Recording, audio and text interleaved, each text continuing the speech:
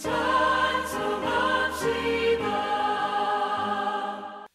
이 성경에 아주 상스러운 표현이 나오네요. 날뛰는 도다라는 표현이 나오네요. 말로서 사람을 힘들게 하는 것은 오늘날이나 다윗이 살던 때나 똑같은 것 같아요. 그래서 뭐 오늘 시편의 12편의 이 글은요, 다윗이 지은 시지만 오늘 8절에 보면은 다윗이 살던 시대가 이러한 시대다, 그렇게 얘기하고 있네요.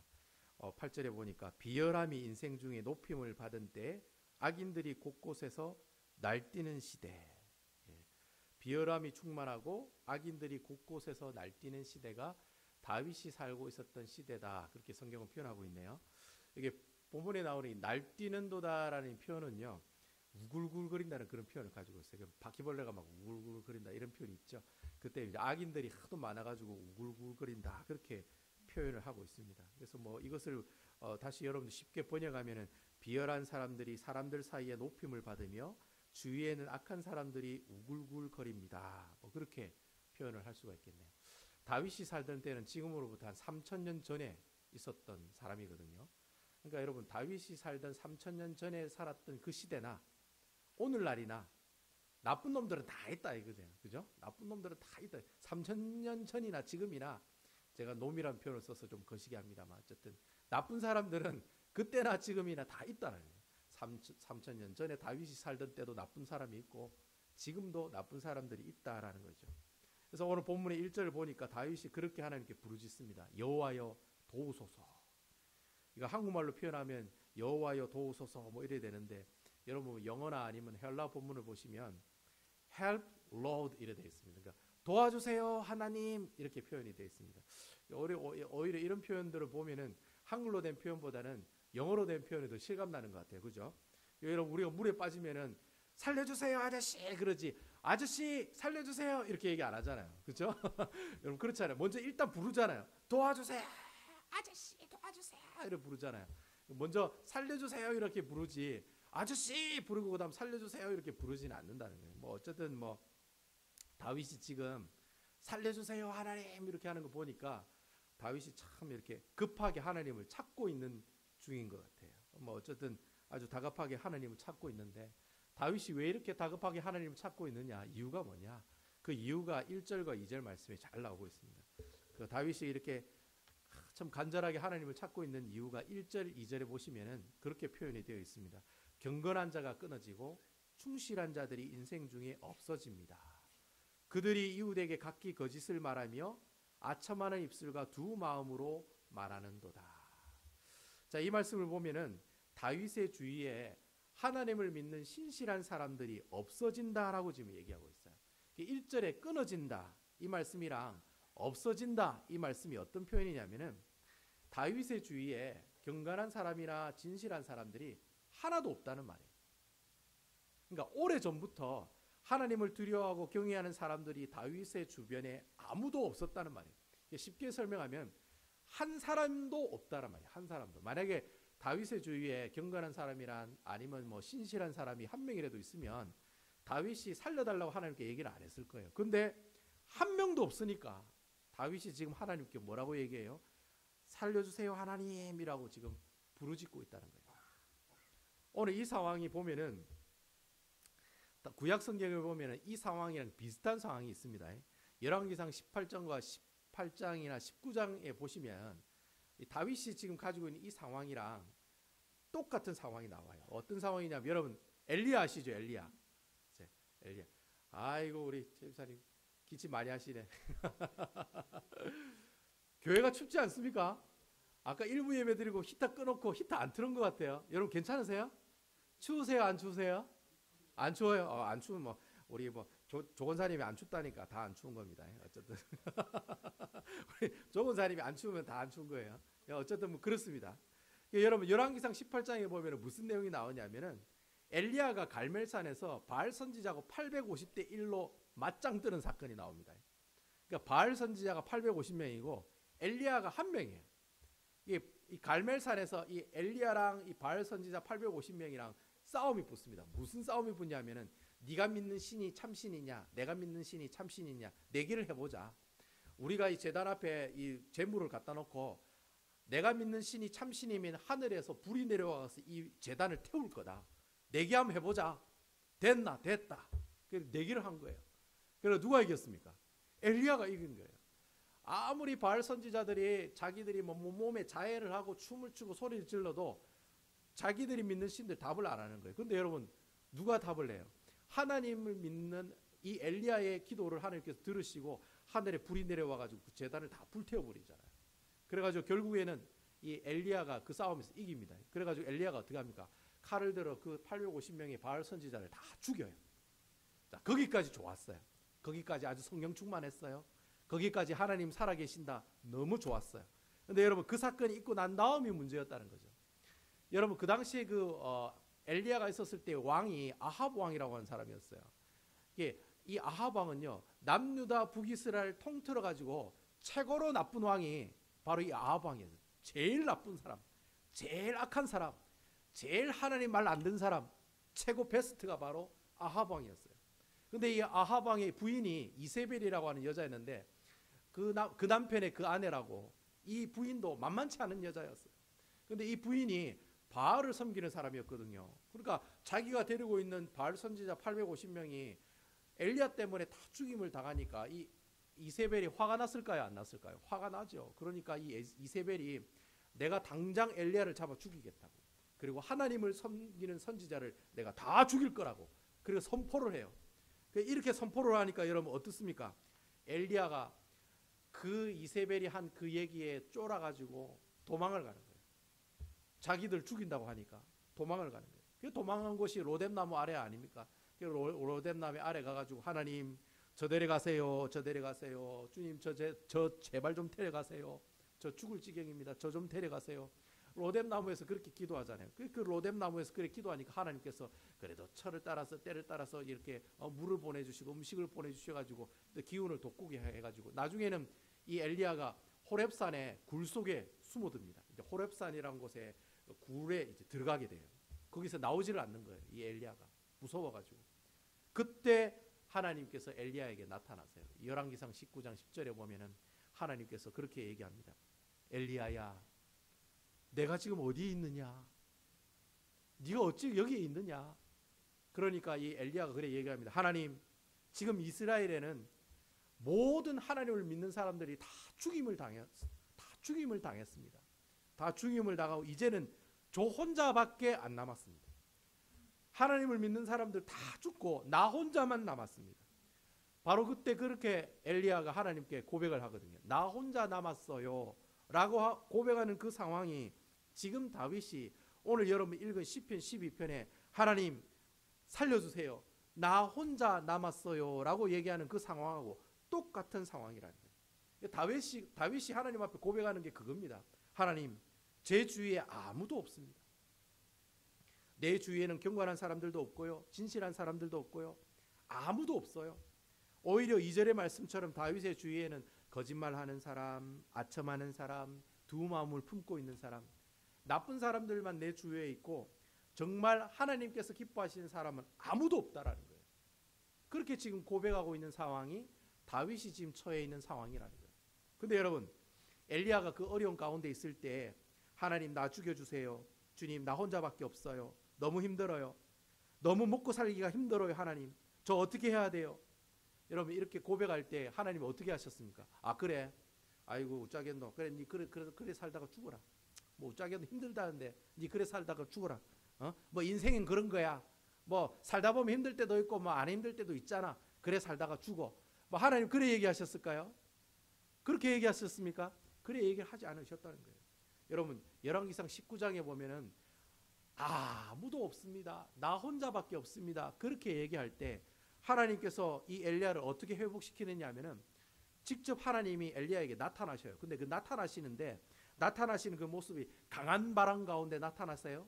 아니라는 거예요. 지진 가운데 나타나세요? 아니에요. 불 가운데 하나님께서 임하세요? 아니에요. 여러분 그런 강한 바람, 지진, 불 가운데 그런 역사가 있는 가운데 하나님께서 나타나시지 않고 하나님께서 엘리야를 어떻게 나타나세요? 세미한 음성으로 하나님께서 엘리야에게 나타나셨다는 거예요.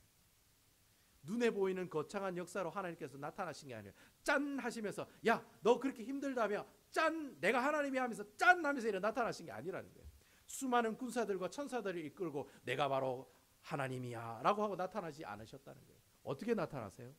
세미한 음성, 하나님의 말씀으로 나타나셨다라는 거예요. 여러분, 이게 중요한 거예요.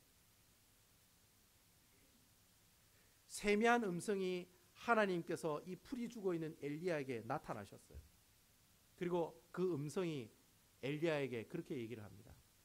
내가 이스라엘 가운데 7,000명을 남겨놨어. 너는 지금 너 혼자 있다고 생각하지 아니야. 아직까지도 바알에게 무릎을 꿇지 않고 바알에게 입맞추지 아니하는 의인 7,000명을 내가 남겨뒀어. 너 혼자 있다고 생각하지 마. 그 사람들이랑 같이 어떻게 해라? 하나님의 귀한 이 복음들을, 하나님의 이 귀한 이 역사들을 이끌어 나가고 계속해서 하나님을 믿는 사람들을 이끌어 나가라고 하나님께서 위로해 주시는 그런 말씀, 그 말씀을 이 세미한 음성을 통해서 지금 하나님께서 엘리야에게 하고 계신다는 거예요.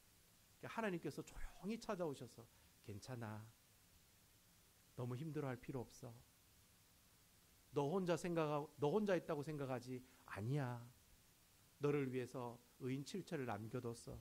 그러니까 힘내, 다시 일어설 수 있어. 여러분, 엘리야가 혼자 있다고 생각했을 때, 내 주위에 아무도 없다고 생각했을 때 하나님의 엘리야를 만나는 방법은 우리가 알고 있는 그런 극적인 상황이라든지 뭐 기적 같은 상황, 뭐 눈에 보이는 뭐 이런 기적들, 그런 것으로 하나님께서 엘리야를 만나 주시지 않으셨다는 거예요. 하나님께서 엘리야를 만나실 때는 어떻게 만나셨는가? 오직 주님의 세미한 음성, 하나님의 말씀으로 엘리야가 하나님을 만나게 되었다라. 그러니까 말씀을 통해서 엘리야가 위로를 받고 하나님의 말씀을 통해서 하나님의 놀라운 사역들을 다시 할 수 있는 힘을 얻게 되었다라는 겁니다. 여러분, 오늘 다윗이 시편 12편에 하나님 살려주세요 하나님이라고 이렇게 얘기하고 부르짖었잖아요. 그 하나님께서 야, 내가 어떻게 살려줄까, 어떻게 살려주지 말까, 이렇게 얘기하신 게 아니라는 거예요. 하나님께서 그렇게 살려달라고 부르짖었을 때, 어려울 때 하나님께서 어떻게 하셨어요? 그 부르짖음으로 그렇게 다윗이 그렇게 부르짖었을 때 하나님께서 어떻게 해요? 응답해 주시고 말씀으로 다윗에게 다가와 주셨다라고 하는 거예요. 여러분, 내가 힘들고 어렵고 좌절될 때, 고통스러울 때 내가 부르짖으면 분명히 하나님께서 어떻게 찾아오세요? 분명히 하나님께서 나에게 찾아오세요. 근데 어떻게 찾아오세요? 말씀으로 찾아오신다는 거예요. 여러분, 5절에 보면 그렇게 얘기하고 있잖아요. 하나님께서 너에게 말씀하신다. 내가 어렵고 힘들고 궁핍할 때 기도했잖아. 그래, 이제 내가 너를 도와줄게. 내가 그 상황을 이겨낼 수 있는 구원을 베풀어 줄게. 그러니까 다윗이 어렵고 힘들 때 부르짖었더니 하나님께서 다윗에게 어떻게 하세요? 말씀으로 그에게 다가오셨다는 거예요. 그래서 여러분, 5절에 보면 하나님께서 너에게 말씀하신다, 그렇게 얘기하고 있어요. 여러분, 우리가 신앙생활을 하다 보면은 이 말 때문에 상처를 받는 경우가 많습니다. 여러분, 저도 뭐 부목사 생활 해보고 그렇지, 여러분도 신앙생활 해보지만 말 때문에 문제가 많아요. 말 때문에 신령과 진정으로 막 이렇게 이래 하셔가지고, 신령과 진정으로 예배를 들으셔야 되는데 신령과 진정으로 뭐예요? 막 이렇게 수다를 떠셔가지고 사람들이 상처를 받고 교회를 나가고, 어떨 때는 교회가 또 이렇게 분열되고 갈라지기도 해요. 말 때문에. 저도 그런 경험을 했습니다만, 사실 저도 이 교회에 이렇게 목회하기 전까지 제가 일을 했잖아요. 직장생활 하다 보면은 말 때문에 상처를 받는 데가 있어요. 근데 여러분, 밖에서 일하는 건요, 하루 지나면은 다 없어져요. 근데 신기하게도 교회에서 상처받은 거는 잘 안 사라져요, 여러분. 예? 그 김집사, 그 장로님, 그 박집사님, 김집사, 박집사님 또 오해받으실라 어쩌다는 문집사 뭐 이러면서 문집사로 해야 되겠죠. 성의 없는 분으로 해야 돼. 예? 막 그러면서 말에 상처를 받으니까 그걸 세상 밖에 있는 사람들은 그냥 하루만 지나면 풀리는데 예수 믿는 사람들은 잘 안 풀리더라고요. 그 상처가 오래 가더라고요. 오래 가면서 어떻게 해요? 막 담을 쌓아요. 이제는 여기 있는 사람들하고 내가 상종을 안 해야지, 내가 교제를 안 해야지 하면서 스스로 막 이래 담을 쌓아요. 담을 쌓아가지고 혼자 있는 거예요. 혼자 있으니까 어떻게 해요? 이제 외로운 거예요. 그러면서 뭐라고 얘기해요? 나 혼자 있는 것 같다. 하나님 안 계시는 것 같다. 하나님 나 안 도와주시는 것 같다. 여러분 그런 상처들 때문에 여러분 벽을 다 쌓으셔가지고 혼자 있으니까 아무도 나를 바라보지 않고 아무도 나를 관심 가져주지 않고 아무도 나를 도와주지 않는다라고 생각하는 거예요. 근데 여러분 그런 상황들 가운데 있을 때 여러분들이 하실 수 있는 일은 무엇이냐? 오늘 다윗이 했던 모습들처럼 하나님께 부르짖는 방법밖에 없다는 거예요. 주님 앞에 나와서 주님 앞에 살려달라고 부르짖는 거예요. 무릎으로 기도하는 거예요. 기도하는 시간이 있을 때 하나님 앞에 나오시는 거예요. 기도하는 그런 시간이 있을 때 그 기도에 동참을 하시는 거예요. 그렇게 기도하실 때 어떻게 해요? 그때 기도하실 때 누구의 음성을 들어요? 하나님의 음성을 듣는다. 이게 중요하다. 내가 교회 생활, 신앙생활 하면서 여러 가지 상처받고 어려움 받고 고통받고 이리저리 내가 가지고 있는 상처가 있을 때 그 상처를 들고 누구에게 나와야 돼요? 하나님에게로 나와야 돼요. 하나님에게 나와서 하나님께 부르짖으면 그러면 하나님께서 나에게 어떻게 하세요? 말씀으로 나를 위로해 주시고 말씀으로 나를 세워주시고 말씀으로 나에게 하나님 다시 일어설 수 있는 힘을 허락해 주신다. 여러분 오늘 6절에 보니까 하나님 말씀은 뭐라고 표현했습니까?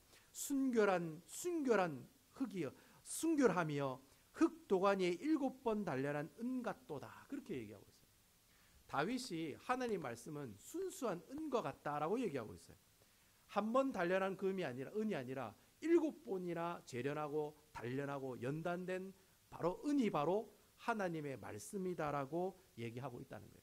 여러분 하나님의 말씀이 순수하다는 말이 무슨 말이에요? 하나님 말씀이 불순물이 없다는 말이 무슨 말일까요? 세상 사람들의 말은 다 불순물들이 있어요. 상처들이 있고 악이 있고 다 그 악한 모습들이 그 말 가운데 다 있어요. 근데 여러분 하나님의 말씀은 순수하다는 거예요. 불순물이 없다는 말이에요. 이 말이 무슨 말일까요? 하나님의 말씀은 우리가 전적으로 신뢰할 수 있다라고 하는 거예요. 사람의 말은 불순물이 들어가서 악한 말이 되기도 하고 상처가 되는 말이기도 하지만 하나님의 말씀은 7번이나 재련이 되고 연단이 된 순수한 은과 같은 말씀이기 때문에 그 말씀은 우리가 어떻게 해요? 신뢰하고 믿어 나갈 수 있다는 거예요. 결국 여러분 내가 하나님 앞에 말씀을 통해서 어떻게 해요? 내가 가지고 있는 모든 불순물들을 다 제거해 나갈 수가 있다는 거예요. 그 순수한 말씀을 통해 내가 가지고 있는 모든 불순물들을 다 없애 나갈 수 있다는 거예요. 그래서 내가 그 불순물로 인해서 이전까지는 내가 하나님께 존귀한 대상이 못 되었지만 하나님의 말씀을 통해서 이제는 내가 어떻게 해요? 하나님의 존귀한 대상으로 바뀌게 된다는 거예요. 그리고 이전에는 참으로 무가치한 사람이었지만 하나님의 말씀을 통해서 내가 어떻게 해요? 존귀한 사람으로 최고의 가치를 가지고 있는 사람으로 내가 바뀌어진다는 거예요. 그리고 이 말씀을 통해서 내가 부족한 모습들을 어떻게 해요? 채워 나갈 수 있게 되었다는 거예요. 왜 그렇습니까, 여러분? 하나님의 말씀은 7번 재련하고 연단된 순수한 말씀이기 때문에 그렇다는 거예요. 그 말씀을 신뢰하고 믿고 나가면 하나님이 주시는 그 능력들을 경험하게 되고 그 하나님 말씀대로 살아가시게 되면 그 말씀을 통해 여러분들이 하나님께 위로를 받게 된다라고 하는 거예요. 그래서 여러분 히브리서 4장 12절에 보면은 하나님 말씀은 어떻게 해요? 살아있고 운동력이 있다라고 돼요.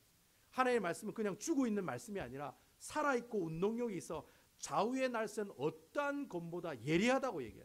그래서 우리 혼과 연과 관절과 골수를 찔러 쪼개기까지 하며 우리의 마음과 생각까지도 어떻게 해요? 감찰하시는 그 분이 바로 하나님의 말씀이라는 거예요.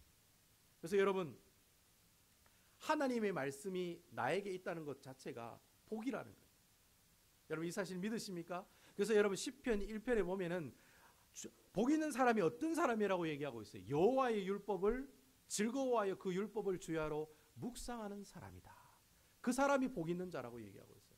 성경에 나오는 복된 사람이다, 행복한 사람이다 기준이 어디에 있느냐? 하나님의 말씀대로 살아가느냐 아니냐? 하나님 말씀을 알고 있느냐 아니냐? 그게 바로 우리가 살아가는 모든 행복의 기준이라는 거예요.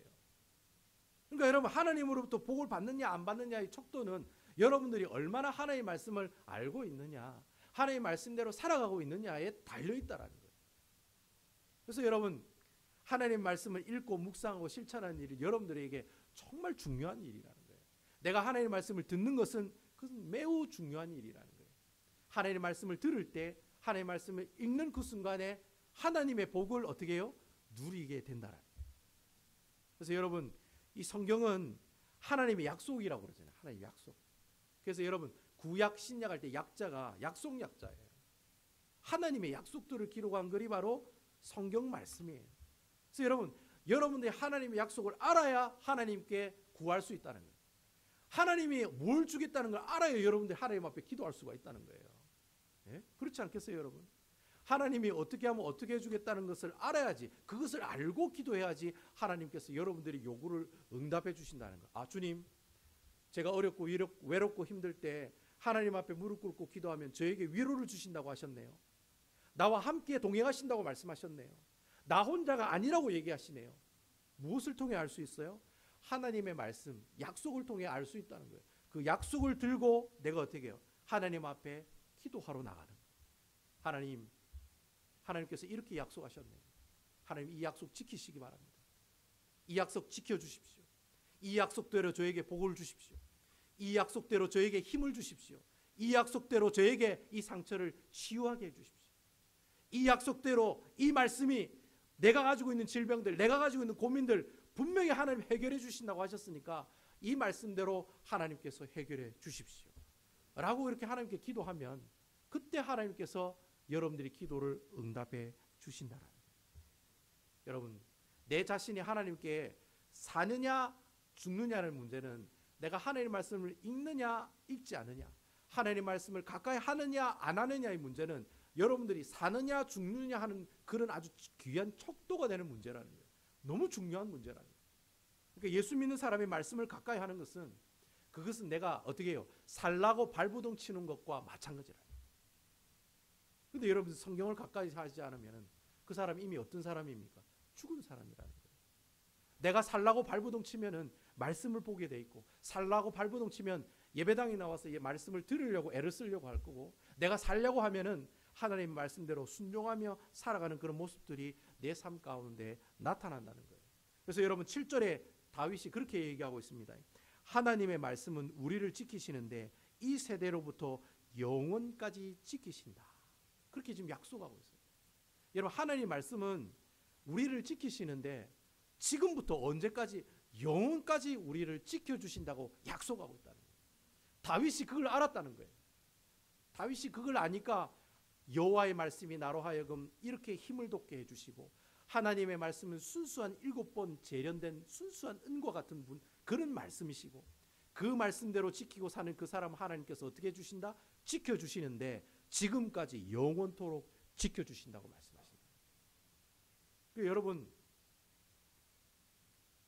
하나님의 말씀을 가까이 하고 이 말씀을 가지고 살아가려고 노력하는 것이 여러분들의 삶에 얼마나 중요한 일인지, 그 중요하다는 것을 우리에게 얘기해 주고 있는 내용이 바로 시편 12편에 나오는 말씀이라는 거예요. 사람이 말로 상처를 주고 말로 기쁨을 주고 때로는 말로 슬픔을 주기도 하지만, 여러분 예수 믿는 사람은 그 말보다 먼저 뭐가 나가야 돼요? 하나님의 말씀이 먼저 나가야 된다. 그래서 예수쟁이들은 자기가 내뱉는 말보다 말씀이 먼저 앞으로 나가야 돼요. 이 말이 무슨 말이에요? 내가 하는 말보다 뭐가 먼저 나가야 돼요? 행동이 먼저 나가야 된다는 거예요. 그게 바로 예수를 믿는 사람들의 모습들이라고 하는 거예요. 내가 말보다 말씀이 먼저 나간다는 말은 내가 하는 말보다 뭐가 나가야 돼요? 행동으로 나아가는 그런 삶을 살아가는 것이 바로 하나님께서 기뻐하는 삶의 모습들이라고 하는 거예요. 그때 그 말씀이 여러분들을 어떻게 하세요? 여러분들을 지켜주시고, 그 말씀이 여러분들을 영원토록 보호해 주시고, 그 말씀이 여러분들을 영원토록 함께 동행해 주신다는 거예요. 그래서 저는 여러분들이 정말 이 말씀을 잘 새기셔가지고 이 하나님 말씀을 가까이 하는 것을 게을리하지 않으셔서 항상 읽으시고 말씀을 들으셔서 여러분들이 이 말씀을 통해 여러분들의 삶이 변화되었으면 좋겠어요. 그리고 이 말씀을 통해서 살아계시고 역사하시는 그 하나님을 만났으면 좋겠습니다. 그래서 그 말씀을 통해 정말 그 하나님의 놀라운 능력들을 경험했으면 좋겠어요. 정말 하나님이 살아계시더라. 옆에 있는 사람들에게 정말 하나님은 살아계시더라. 옆에 있는 딸에게, 아들에게, 자녀들에게 정말 하나님 살아계신단다. 그런 고백들을 하고 그런 고백들을 통해 하나님께 영광 돌리는 그런 모습들이 있었으면 좋겠습니다. 여러분, 내 말보다 누가 우선이에요? 하나님의 말씀이 우선이에요. 내 말보다 하나님의 말씀을 지키고 행동하는 것이 예수 믿는 사람의 모습들이라고 하는 거예요. 그래서 저는 여러분들이 이 말보다 하나님 말씀이 먼저 감으로 하나님의 놀라운 역사를 경험하는 그런 모습들이 있기를 주님의 이름으로 축원을 드리겠습니다. 그래서 여러분 하나님의 말씀을 볼 때, 읽을 때, 들을 때, 말씀을 실천할 때 그때 하나님을 만나셔야 돼요. 그때 살아계신 하나님을 만나셔야 돼요. 만나셔야지 그 만난 그 하나님의 바로 어떻게 해요? 그 말씀이 그 하나님이 나를 지켜주시고 나를 보호해 주시고 나를 책임져 주신다는 겁니다. 그러한 것들을 경험하며 살아가는